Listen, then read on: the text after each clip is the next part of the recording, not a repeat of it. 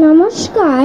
কবি অশোক কুমার মিত্রর লেখা কবিতা সুর নিয়েছি রং নিয়েছি।